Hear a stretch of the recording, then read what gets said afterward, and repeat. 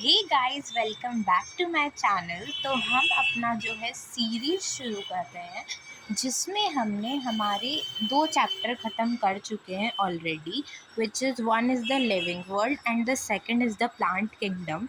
जो मैंने living world का आपको बोला था कि टेबल पढ़ना है आपको सिर्फ़ और सिर्फ, वहाँ चैप्टर हमारा ख़त्म हो जाएगा, वो आपको मैंने शॉर्ट्स में डाल दिया है, तो you can go through it if you are following me. ठीक है। Now we are starting our next chapter which is biological classification. अब मैं आपको एक स्ट्रैटेजी और बता देती हूँ, फिर हम शुरू करते हैं। यहाँ पे अगर आप देखोगे तो हमने ये वाला chapter that is living world हमारा कंप्लीट कर लिया है, प्लांट किंगडम हमारा कंप्लीट हो गया है, हमें ये दोनों चैप्टर कंप्लीट करने हैं, फिर हमारा diversity in the living world complete हो जाएगा।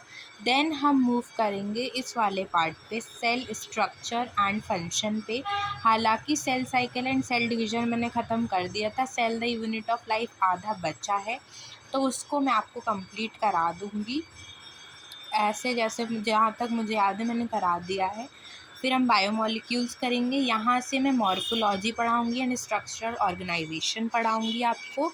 फिर हमारे पास आएगा नेक्स्ट पार्ट, तो यहाँ पे मैं आपको breathing and exchange of gases पढ़ाऊँगी बस। ठीक है, इसके बाद हम थोड़े दिनों बाद वीडियो लेक्चर्स को लाएंगे, बट अभी हम शुरू करते हैं विथ हमारा चैप्टर बायोलॉजिकल क्लासिफिकेशन। देखो, बायोलॉजिकल क्लासिफिकेशन में हमें मेनली बहुत क्लासेस के बारे में बात करनी है।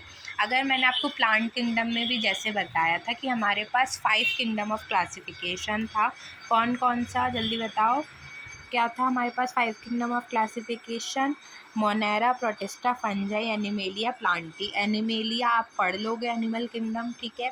प्लांटी आपको मैंने पढ़ा दिया है। मोनेरा, प्रोटिस्टा एंड फंजाई इस चैप्टर में हम पूरा ऐसे ख़त्म कर देंगे और आपको याद भी हो जाएगा। सबसे पहले तो देखो, यहाँ पे बायोलॉजिकल क्लासिफिकेशन में क्लासिफिकेशन वर्ड आ रहा है, तो क्लासिफिकेशन का मतलब क्या होता है? तो अगर आपने मेरा पहला video that is living world का वीडियो देखा होगा, तो उसमें मैंने आपको क्लासिफिकेशन का मतलब बताया है कि क्लासिफिकेशन क्या होता है। हालांकि हम यहाँ पे भी अगेन डिस्कस कर लेते हैं। देखो, व्हाट इज़ क्लासिफिकेशन? क्लासिफिकेशन का मतलब होता है ऑर्गेनिज्म को ग्रुप करना अलग अलग कैटेगरीज में सिमिलैरिटीज़ और डिससिमिलैरिटीज़ के बेसिस पर। तो जब भी हम किसी ऑर्गेनिज्म को उसके सिमिलर कैरेक्टर्स या फिर डिससिमिलर कैरेक्टर्स को देख के जब भी हम किसी ऑर्गेनिज्म को ग्रुप करते हैं, तो उस प्रोसेस को या उस चीज़ को हम कहते हैं क्लासिफिकेशन। अब देखो, अब कोई बोलेगा कि ज़रूरत ही क्या है क्लासिफिकेशन की, क्यों करना है क्लासिफिकेशन? तो हमारी स्टडीज़ जो हैं वो इजी हो जाए, ईज़िली हम चीज़ों को आइडेंटिफाई कर पाएँ, उसके लिए हम क्या करते हैं, क्लासिफिकेशन करते हैं। कुछ क्लासिफिकेशंस आपके एनसीईआरटी में दिए हुए हैं, ये पूरे हम यहाँ पे इंक्लूड कर रहे होंगे। तो जो फर्स्ट सिस्टम ऑफ क्लासिफिकेशन या first scientific system of classification जो था, वो सबसे पहले दिया था एरिस्टोटल ने। मतलब कि जो एरिस्टोटल था was the person and the first person जिसने क्लासिफिकेशन शुरू किया था। एरिस्टोटल को हम फादर ऑफ बायोलॉजी और फादर ऑफ जूलॉजी भी कहते हैं। अब एरिस्टोटल ने क्या किया था? एरिस्टोटल जो थे, उन्होंने ऑर्गेनिज्म के यूजेस के बेसिस पर कि वो क्या यूज़ कर रहे हैं, उनके मॉर्फोलॉजी कैरेक्टर्स को देखकर ये क्या किया था, क्लासिफिकेशन किया था। जैसे कि हमें पता है कि प्लांट्स जो हैं वो लोकोमोशन शो नहीं करते, मतलब they do not show movement, but animals do.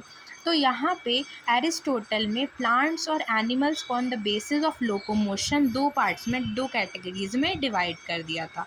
Plants वो जो लोकोमोशन शो नहीं करते एंड एनिमल्स वो जो लोकोमोशन शो करते हैं। अब प्लांट्स में भी उन्होंने ग्रोथ हैबिटेट को देख के, मतलब उन्हें बहुत सारे प्लांट्स देखे होंगे और उनको देख के उन्होंने उनको 3 कैटेगरीज में क्या कर दिया, डिस्टिंग्विश कर दिया, हर्ब्स, श्रब्स एंड ट्रीज। फिर हमारे पास उन्होंने एनिमल्स की भी 2 कैटेगरी बनाई उनके ब्लड के कलर को देखकर। अब उन्होंने देखा कि कुछ एनिमल्स का जो कलर था ना ब्लड का, वो ब्लू था, कुछ का कुछ का कलरलेस था। तो उन्होंने on the basis of presence of blood के कलर के बेसिस पे उन्होंने दो कैटेगरी बनाई, ई नाइमा और ए नाइमा।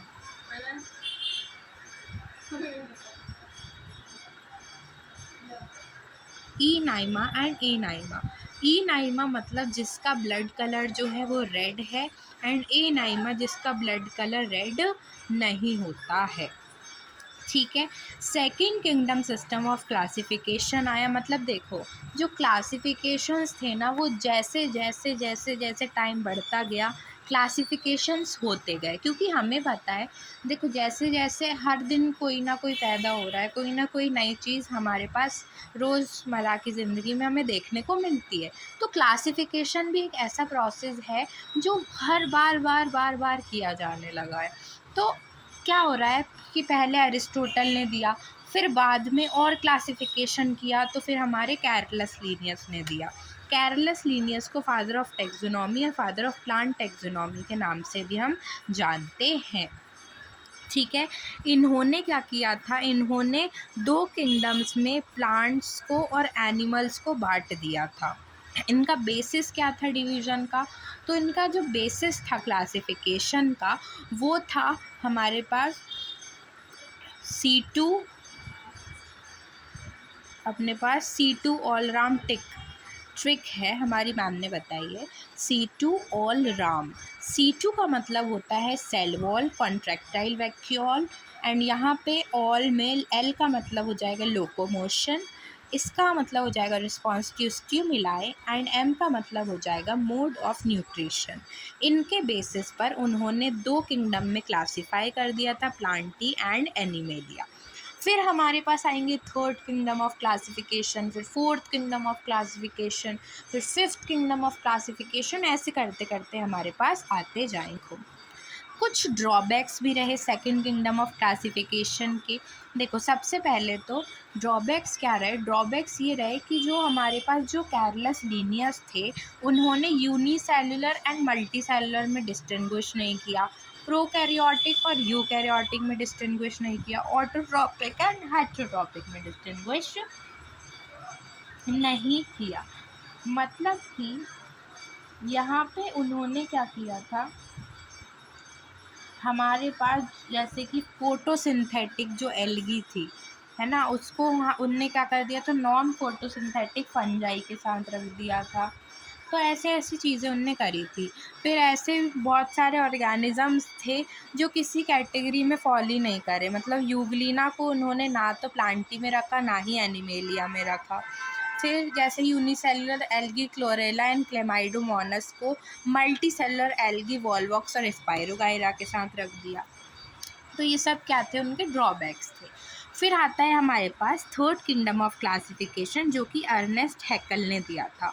इन्होंने एक नया किंगडम जैटस प्रोटिस्टा बनाया था, और इस किंगडम में उन्होंने सारे bacteria, fungi, unicellular algae, protozoans, इन सबको इंक्लूड किया था। Four kingdom of system of classification को प्लांट ने दिया था, और इन्होंने सारे प्रोकैरियोट्स को मोनेरा में रख दिया था। किंगडम नया बनाया मोनेरा, जिसमें सारे प्रोकैरियोट्स को रख दिया था। फिर फाइव किंगडम ऑफ क्लासिफिकेशन आया जो कि वेरी इंपॉर्टेंट है, 1969 में दिया गया था R.H. व्हिटेकर के द्वारा, जिन्होंने एक नया किंगडम फंजाई बनाया था। तो हमारे पास कुल 5 किंगडम आए, kingdom Plantae, kingdom animalia, kingdom protista, kingdom fungi, kingdom Monera, ये सारे। ये दो हम पढ़ लिए हैं, ये आप पढ़ लोगे जूलॉजी में, वो भी मैं पढ़ाऊँगी। ये हमने पढ़ लिया, ये और ये हमें पढ़ना है। अब इन पांचों सिस्टम का क्या बेसिस था, तो वो हमने इन किंगडम्स को कैसे डिवाइड किया, on the basis of re reproduction, C cellular organisation, phylogeny, mode of nutrition, and T से थैलास ऑर्गेनाइजेशन। सेलुलर ऑर्गेनाइजेशन मतलब उनके सेल का स्ट्रक्चर क्या है, प्रोकैरियोट है कि यूकैरियोट है। फाइलोजेनी इवोल्यूशनरी रिलेशनशिप मतलब कि पूर्वज कौन थे। मोड ऑफ न्यूट्रिशन ऑटोट्रॉपिक है कि हेटेरोट्रॉपिक है। कॉम्प्लेक्सिटी थैलास ऑर्गेनाइजेशन यूनिसेलुलर है कि मल्टीसेलुलर, ये सब हमने देखा था। अब हम पढ़ेंगे हमारी नेक्स्ट चीज़ें। नेक्स्ट में हम क्या पढ़ने वाले हैं, एक टेबल मैं आपको, एक तो ये जो हमारी मैम ने बनवाई तो वो आपको दिखाऊंगी, और दूसरी मैं आपको एनसीईआरटी की टेबल भी समझा दूंगी, क्योंकि एनसीईआरटी की टेबल में जो कंसेप्ट दिया होता है एंड जो एक्चुअल में होता है वो थोड़ा सा अलग है, बस कुछ पार्ट ही अलग है, उस पर हमें इतना ध्यान नहीं देना। You have to follow pure NCERT only if you are preparing for NEET, ठीक है ना। तो अभी आपके एनसीईआरटी में ये हमारे पास कुछ दिया हुआ है, इसमें देखो ये हमारे पास दिया हुआ है प्रोकैरियो मोनेरा प्रोटिस्टा फंजाई, ये आपको टेबल याद करनी पड़ेगी, इसमें कुछ समझाने का नहीं, बहुत ही कॉमन सी बात है जो आपको याद होनी चाहिए। अगर आपके टीचर ने आपको cell the unit of life पढ़ाया होगा तो वहाँ पे जब वो आपको सेल वॉल या पढ़ा रही होंगी तो उन्होंने ये सारी चीज़ें भी आपको बताई होंगी। नहीं बताई हैं तो कोई बात नहीं, हम पढ़ेंगे जब मैं आपको पूरा डिटेल दूंगी हर चीज़ का। अभी हम शुरू करेंगे, देखो मैंने आपका एनसीईआरटी का ये वाला पेज कंप्लीट करा दिया है। This page is also completed. We will start with the kingdom Monera now, ठीक है। हमारा जो नेक्स्ट पार्ट होगा वो किंगडम मोनेरा होगा एंड उसको हम अलग से पढ़ेंगे, ठीक है ना। ऐसे मैं हाथ में पकड़ के नहीं ज़्यादा देर तक कर पाऊँगी, तो मैं इसको थोड़ा सा ऐसी स्क्रीन रिकॉर्डिंग करके आपको भेजती हूँ। अभी के लिए bye bye, thank you. If you liked the session तो do like, subscribe and share. Bye bye.